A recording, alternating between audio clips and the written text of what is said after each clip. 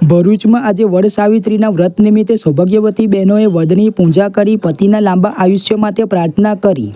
આજે વડ સાવિત્રીના વ્રત નિમિત્તે સૌભાગ્યવતી બહેનોએ પતિના લાંબા આયુષ્ય, આરોગ્ય અને ધન સંપદા માટે આ વ્રત કરતી હોય છે।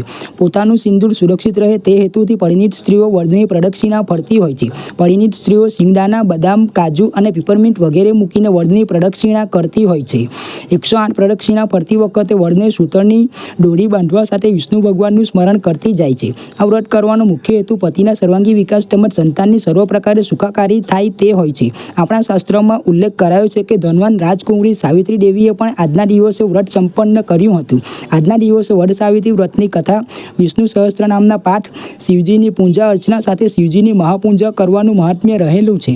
આ વ્રત કરનારી બહેનો ખાસ કરીને ગુજરાત, રાજસ્થાન, ઉત્તર પ્રદેશ, બિહાર અને હરિયાણામાં સવિશેષ જોવા મળે છે। આજે વડની પ્રદક્ષિણા કરવા માટે તેમજ શિવજીના મંદિરે દર્શનાર્થીઓની ભીડ જામી હતી। ઘણી બહેનોએ આ વ્રતની ઉજવણી વિધિવત 5, 7, 11 વર્ષ પૂર્ણ કરી તેની ઉજવણી કરતી હોય છે, જેમાં સૌભાગ્યવતી સ્ત્રીનું પૂજન અર્ચન કરી તેને ભોજન કરાવી દક્ષિણા સાથે સૌભાગ્યનો શણગાર આપવામાં આવે છે। જેઠ સુદ પૂનમ ના દિવસે વડ સાવિત્રી, બ્રહ્મ સાવિત્રી દેવદેવીનું પૂજન કરવામાં આવે છે।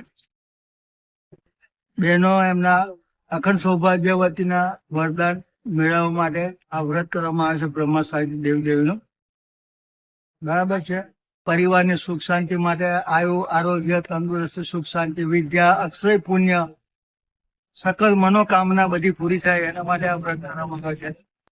ખાસ કરીને અખંડ સૌભાગ્યવતી વ્રત નું વરદાન મળે એના માટે આ બ્રહ્મ સાવિત્રી દેવદેવીનું પૂજન કરવામાં આવે છે। ગંગેશ્વર મહાદેવ કી જય હો। જેઠ સુદ પૂર્ણિમા એટલે વડ સાવિત્રીનું વ્રત। આ વ્રત સ્ત્રીઓ માટે બહુ મહત્વનું છે કે પોતાના પતિના સારા આરોગ્ય માટે અને લાંબા આયુષ્ય માટે આ વ્રત કરે છે। આમ પણ આપણા સનાતન ધર્મમાં પ્રકૃતિનું ખૂબ મહત્વ છે, એટલે એ હિસાબે આપણે વડ, પીપળા, પશુ પક્ષીની પણ આપણા ધર્મમાં પૂજા કરવામાં આવે છે। બહેનો પણ એ પૂજા કરીને સમય પ્રમાણે પૂજા કરી વ્રતો કરીને પોતાને ધન્યતા અનુભવે છે। એ કેવી રીતે આ વ્રત કરવામાં આવે છે?